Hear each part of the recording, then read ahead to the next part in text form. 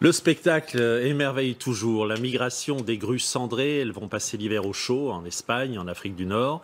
Chemin faisant, elles font étape en France sur les plans d'eau, comme ici sur les bords du lac du Der. Alison Tassin et Christophe Annès ont tenté de les approcher ce matin. Première lueur du jour et début du spectacle. Le décor, un magnifique lever de soleil.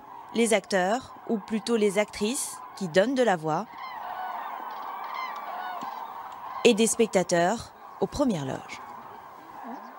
C'est magique, hein, c'est magique. Et quand on en parle autour de soi, on donne envie aux gens de venir. Et quand ils viennent, ils reviennent en disant waouh, c'est fabuleux, quoi. Non, c'est fantastique.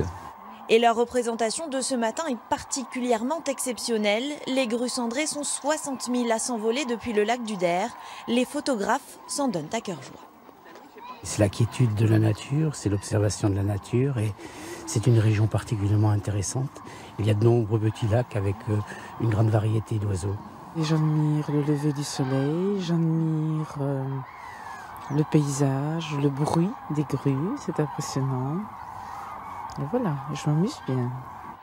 Ces grands oiseaux ont entamé il y a quelques jours leur migration depuis la Scandinavie ou l'Europe du Nord, direction l'Espagne pour la plupart, 2500 km de parcours. En fait, elles ont attendu parce qu'elles n'avaient pas les conditions de vol idéales. Donc elles se sont un petit peu accumulées en Allemagne. Il y en avait plus de 200 000 qui étaient prêtes à partir. Et là, ça fait 2-3 jours qu'on a des conditions qui sont très bonnes pour la migration. Donc tous les jours, on a des oiseaux qui arrivent et qui repartent assez rapidement du Der. Donc on peut penser que ce soir, on aura moins d'oiseaux déjà sur le lac. Les grues cendrées vont passer l'hiver au chaud. Le voyage retour n'est prévu qu'au printemps.